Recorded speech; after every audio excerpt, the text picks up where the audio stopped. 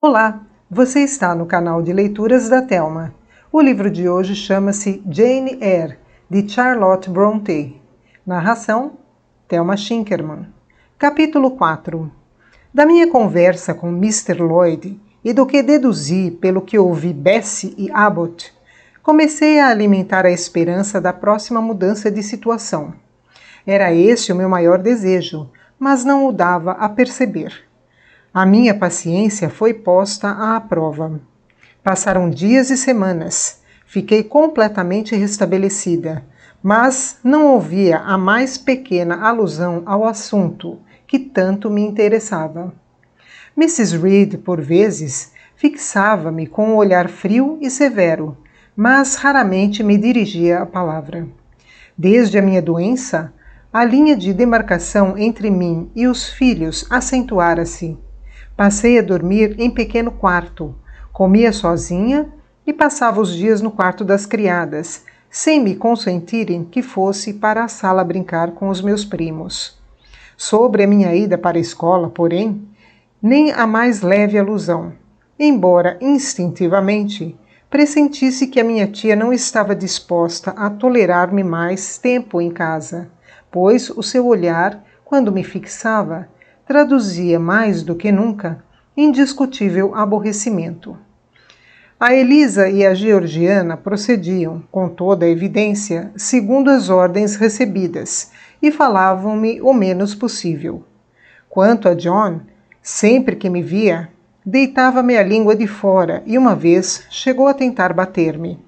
Mas, como me voltasse imediatamente contra ele, movida pelo mesmo impulso de cólera e de desesperada revolta que da primeira vez me tinha impelido, renunciou e fugiu, vociferando insultos e clamando que lhe esmurrara o nariz.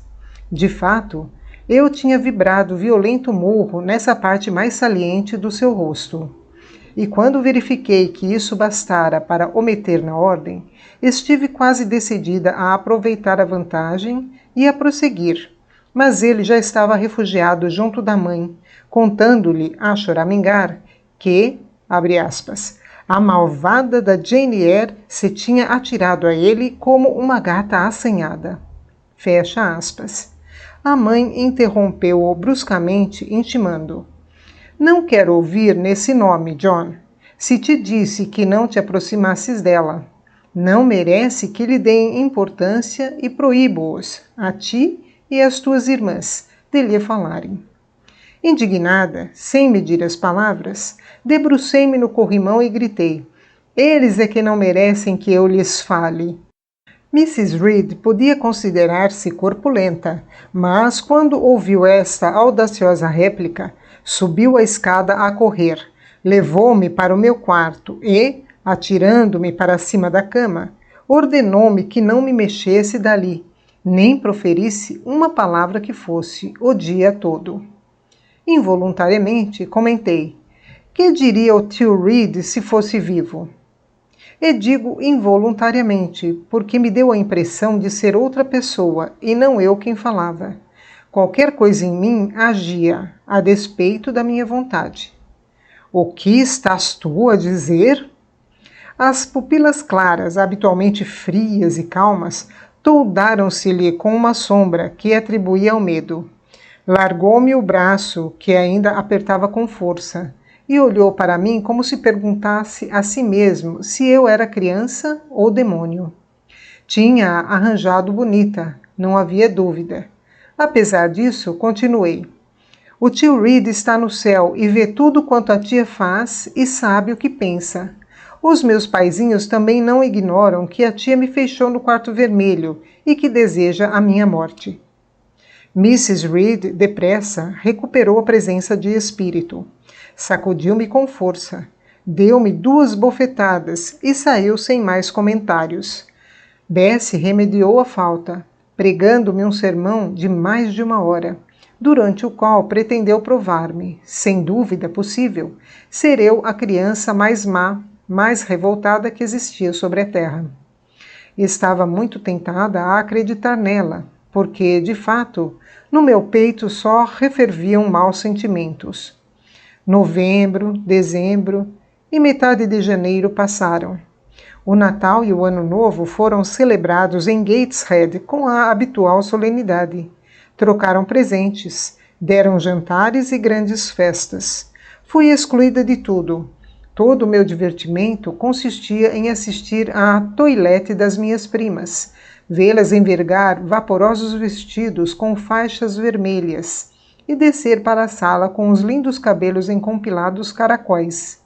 Depois, ouvi o piano e a harpa, o vai-vem dos criados, o tinir das porcelanas e cristais quando passavam as salvas com os refrescos e o murmúrio das conversas quando se entreabriam as portas. Quando me fatigava do espetáculo, abandonava o patamar da escada e recolhia ao quarto, solitário e triste, embora não me considerasse infeliz.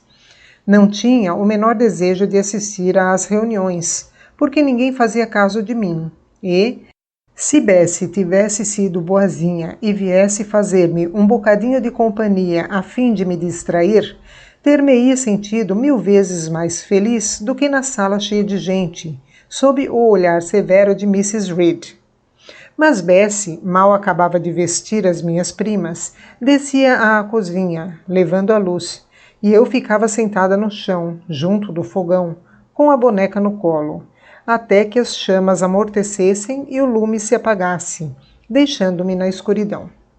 Então, despia-me à pressa, puxando pelas fitas e botões, e procurava na cama refúgio contra o frio e contra o medo. Levava a boneca comigo. O coração humano procura sempre a quem amar e, quando não tem nada mais digno de afeição, dedica-se a um mono desajeitado, um espantalho em miniatura. Hoje, surpreende-me a sinceridade absoluta com que atribuía vida e sensação ao brinquedo. Não conseguia adormecer se não a tivesse junto de mim, embrulhada na camisa de noite. E quando a supunha quentinha e feliz, sentia-me feliz também.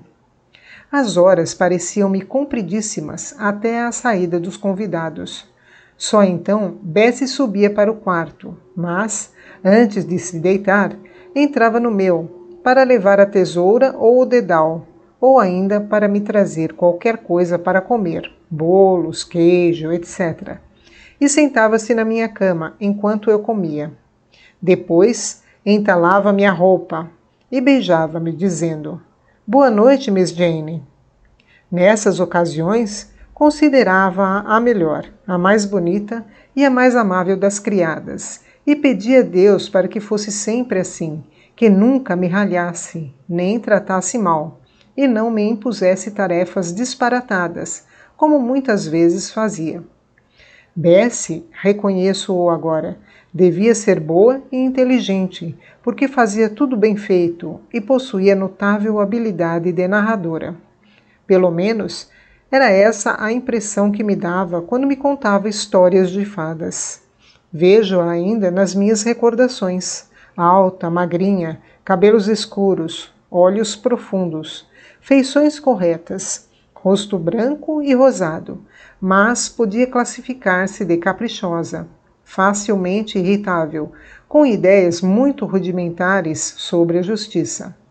Mesmo assim, preferia-a a todos os outros habitantes de Gateshead Hall. No dia 15 de janeiro, de manhã, Bessie saiu para almoçar. Os meus primos ainda não tinham ido para junto da mãe, e a Elisa acabava de pôr o chapéu e vestir o casaco para ir tratar da capoeira, tarefa que lhe agradava imenso, porque apanhava os ovos e os vendia à governanta, ficando com o dinheiro para ela.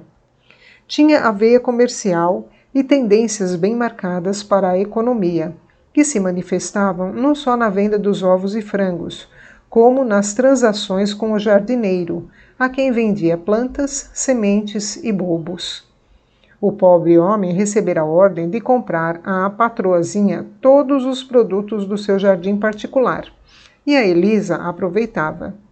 Se lhe dessem dinheiro pelos cabelos, estou certa de que seria capaz de se deixar tosquear. Quanto ao dinheiro, começou por escondê-los pelos cantos e gavetas, embrulhado em jornais ou bocados de pano, Mas como, certo dia, um desses mealheiros foi descoberto pelo criado, receando ficar sem o seu tesouro, concordou em o confiar à mãe, mediante certo juro. Juro de usuário, de 50% ou 60%. Rendimento que exigia todos os trimestres, segundo as contas que fazia no seu livro de apontamentos, com escrupulosa exatidão. A georgiana estava sentada diante do espelho, prendendo nos loiros cabelos flores artificiais e plumas velhas de que fizera larga provisão numa das gavetas da cômoda abandonada do sótão. Quanto a mim, acabava de fazer a minha cama, segundo a ordem de Bessie, que passara a utilizar-me como uma espécie de ajudanta. Depois dispunha-me a ir arrumar o vão da janela, atravancado com a mobília da boneca e livros de histórias, quando a georgiana me intimou secamente a não mexer nos seus brinquedos. Para me entreter, fui para a janela e, tendo passado a mão pela vidraça, absorvi-me na contemplação do jardim, amortalhado pela neve que caíra nessa noite. Da janela avistava-se o portão e a rua principal, por onde subiam as carruagens.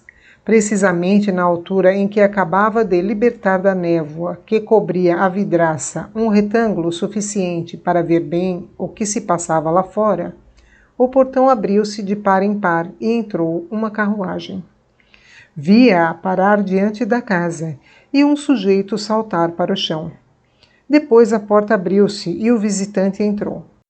Tudo isso me deixou indiferente e em breve a minha atenção foi solicitada por um pinta-roxo esfomeado, empoleirado na cerejeira, completamente despida de folhas. Os restos do meu almoço, pão e leite, ainda se encontravam em minha mesa. Esmigalhei um bocadinho de pão e dispunha-me a levantar o caixilho da janela para o atirar ao passarinho, quando Bessie entrou no quarto toda esbaforida. Tira o bibe, Jane. Tu estás a fazer o quê? Já te lavaste? Antes de responder, espalhei as migalhas no parapeito. Fechei a janela e só depois declarei. Ainda não. Acabei agora de fazer a cama. Que descuidada! E agora, por que esperas? Para que abriste a janela? Estás tão corada que fizeste tolice, com certeza. Mas como, felizmente, não tinha tempo para ouvir explicações, não lhes dei. Empurrou-me para o lavatório, lavou-me a cara e as mãos, a correr. Passou-me a escova pelo cabelo e, depois deste sumário arranjo, levou-me para a escada, ordenando-me que descesse, pois estavam à minha espera na sala de jantar. Que fosse depressa.